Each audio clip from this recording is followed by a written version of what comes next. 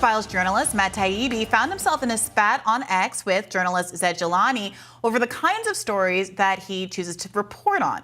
Now, he explained why his focus has shifted to covering threats to free speech that come from the Democratic establishment, saying there is an enormous army of mainstream media reporters already going after them from every angle, with most major news organizations little more than proxies for the DNC, to the point where stations hire Biden spokespeople as anchors.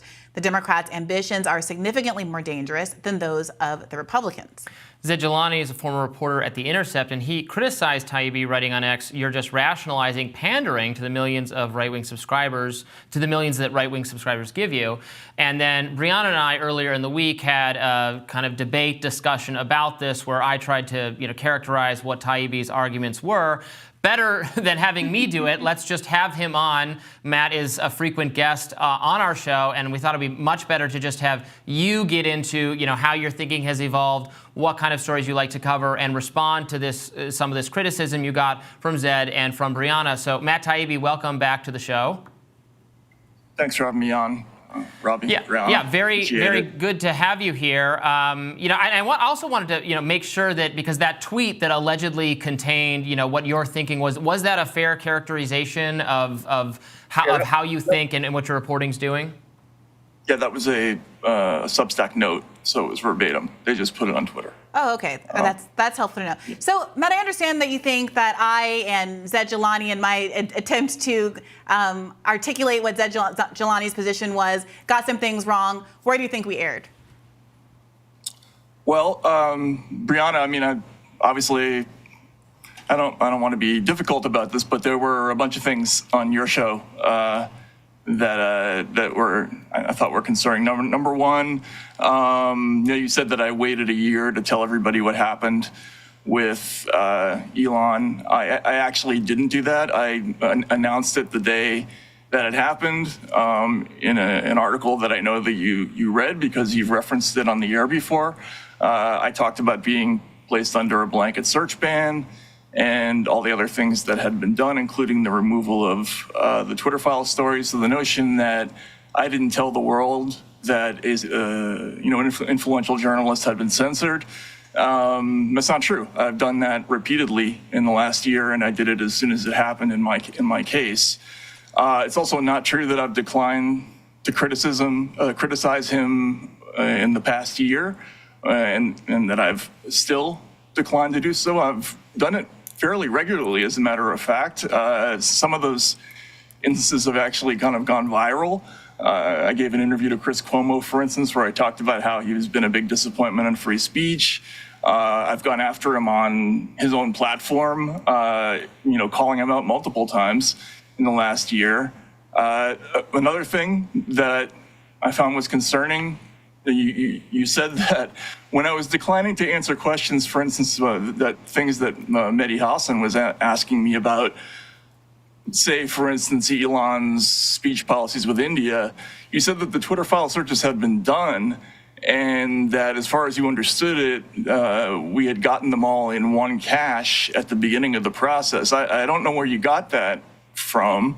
I'm actually curious to ask, because that wasn't the case. We had multiple, it was dozens of different document dumps, and we were getting them at different times, and I was actually due to get results right up until the moment that Elon had his meltdown and I was cut out of the process. Let's take those two. Let's take both of those, Taibbi. So 100%, I'm not as clear on the timeline of how these things happened as you. But the core point that I was articulating, and that I think was reflected in some of the pushback that you've been getting, is that we have from you in those aren't core point issues. Those are fact issues. I completely concede them. I have no investment in a misstatement that I made. So I want to get to what I meant, so I completely concede. But the core issue from my perspective is not the specific timeline, which I completely accept. I may have misrepresented or misremembered.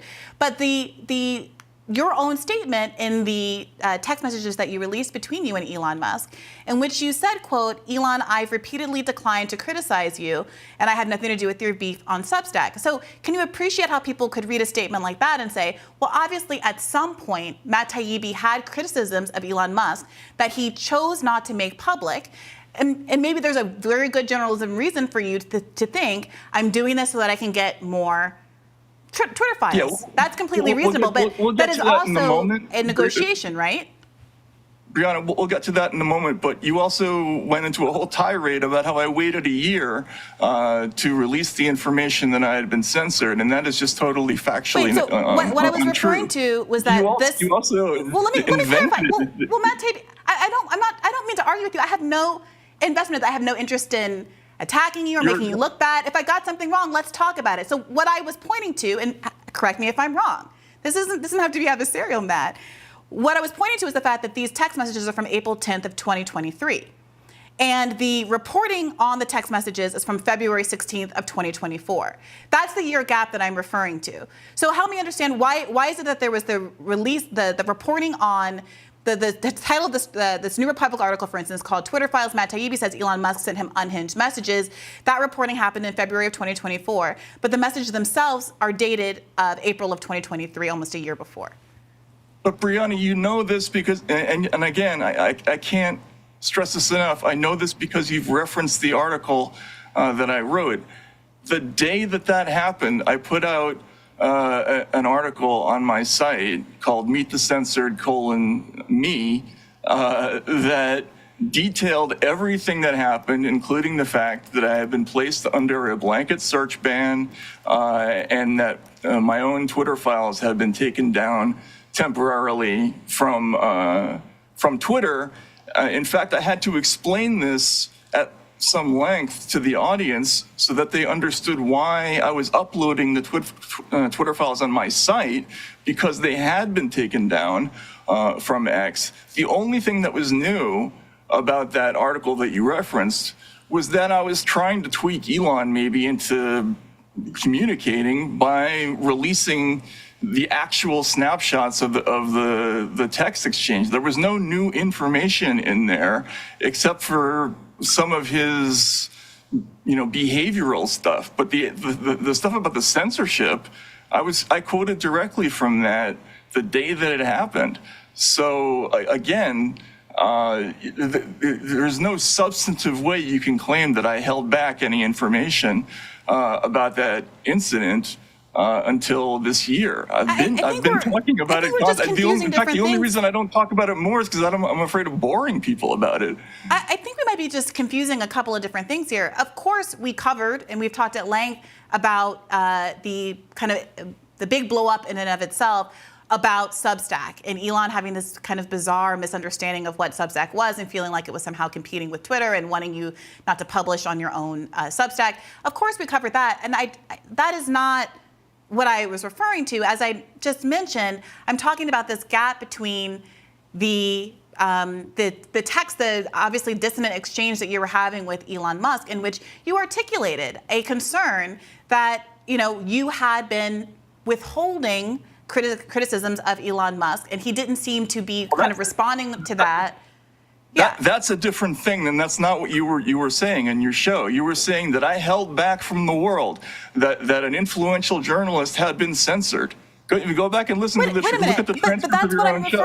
I'm referring to your quote here, and I wonder if you could just, because I think it might be a little boring for the audience for it to become some interpersonal dispute between us. And also, I understand you want to move on to this other thing, but that's not what happened. I specifically quoted.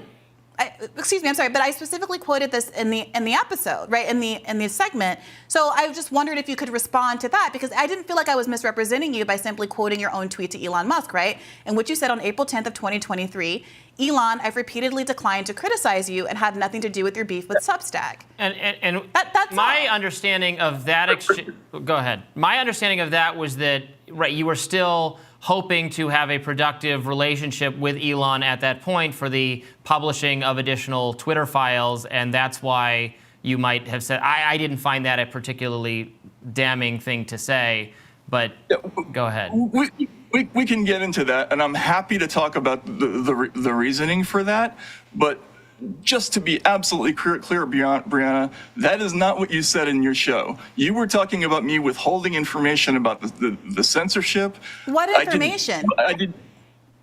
You said I withheld for a year that an influential journalist had been censored on Twitter.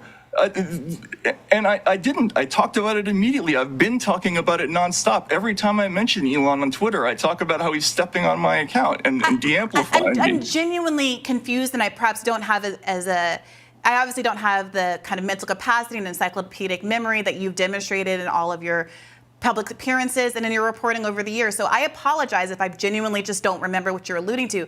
What I do remember is wanting to understand what it was, what was being withheld, as I understand it, as I'm sitting here today, what I believe and what I think the criticism that is legitimate of how you handled this is, as opposed to all the illegitimate criticism that we talked about at length on this show, is what you were declining to criticize without having a better understanding of what that was. Maybe we can just talk about what that was, and we can see maybe it was things that are legitimate to withhold if you think it's going to continue a relationship where you're getting a lot of important journalistic content out of it, right? Or maybe it's not. And I think what would be clarifying is to have some insight into what you meant by decline to criticize you. Because that seems to me to be where the bulk of the No, that seems to be what you want to talk about. But let's just be clear. I'll be done with this in 18 seconds, okay? Just to be clear, you made factual mistakes about when I revealed that I was being censored. You made a mistake in saying that I still haven't criticized them. I haven't criticized them over the last year. You made a mistake in saying the Twitter file searches were not done. You made a mistake in saying that there was one cache. I don't know where you got that from. It was a mistake, baby. I have no interest in denying that. But I would like to talk about that a little bit, though, because when you came on there's more. Okay.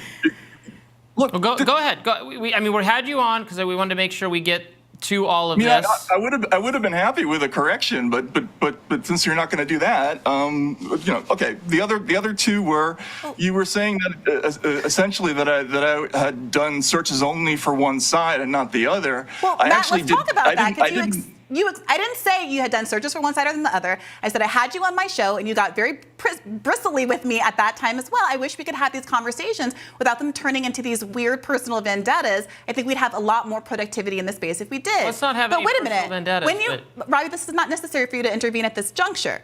What I said to you on my show was I asked you if you had ever done a search about Bernie Sanders specifically and censorship against the left kind of Bernie Sanders movement back in 2016. And you seemed, and I wish we had pulled up a clip, but people can go and look for it on themselves on Bad Faith Podcast, but you seemed almost kind of surprised and caught off guard by that question. And you answered truthfully, no.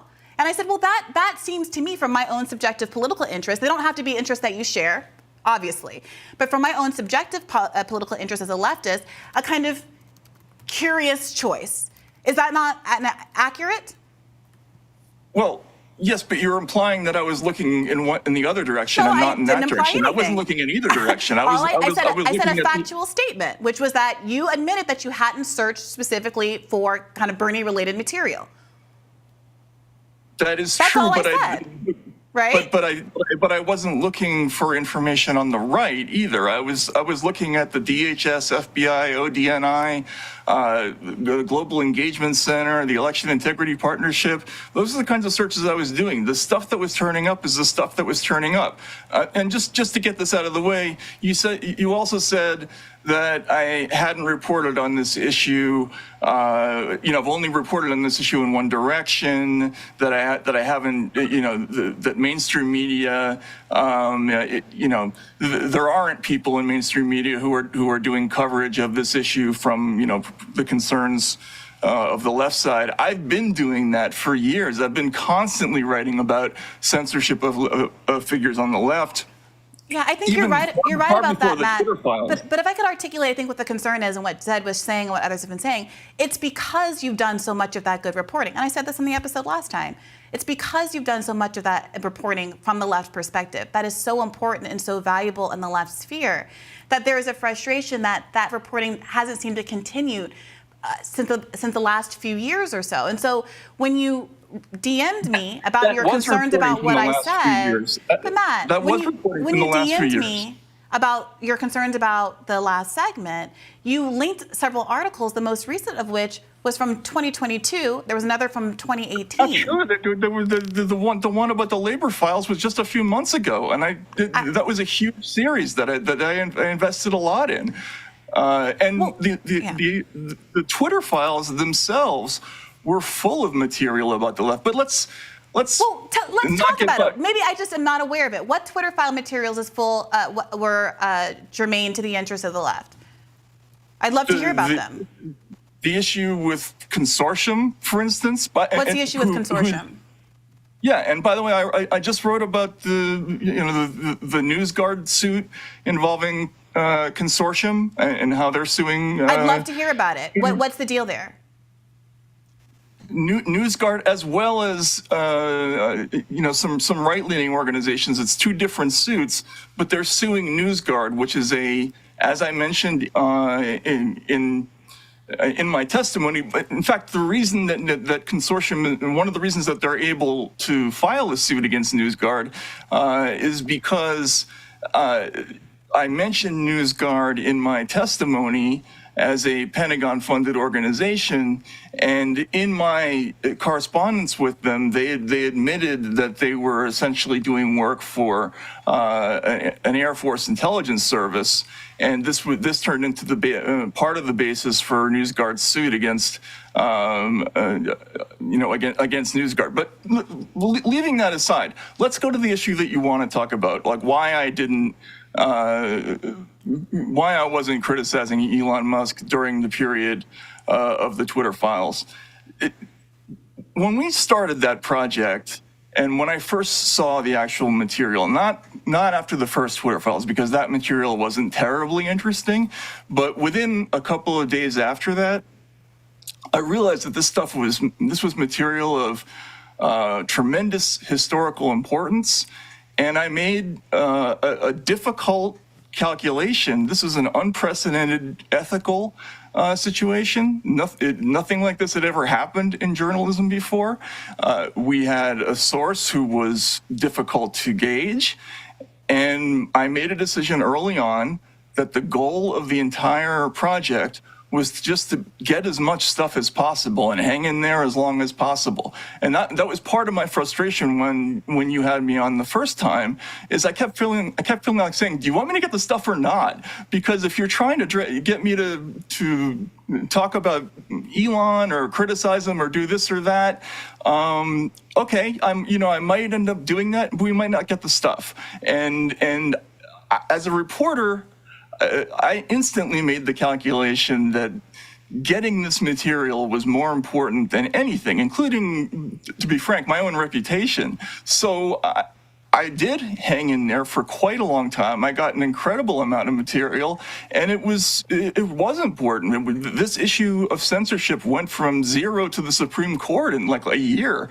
in large part thanks to these documents that Elon Musk turned over. Now, can I ask you about and then we're going to have Bari to wrap, Weiss? so can you get in one more thing? Bari Weiss making a very different decision than you, obviously. She criticized, I think kind of mildly, Elon Musk's choice to censor the Elon Jets account and was immediately booted from the project. Did you feel like that was a sort of an intimidating warning across the bow? And did you consider whether there could have been a kind of collective effort to say, okay, well, if you're going to fire Bari Weiss from this project, you'll have to fire all of us because we agree with the value that Bari Weiss is standing up for right now, which is that you have to either be for free speech broadly and universally or not.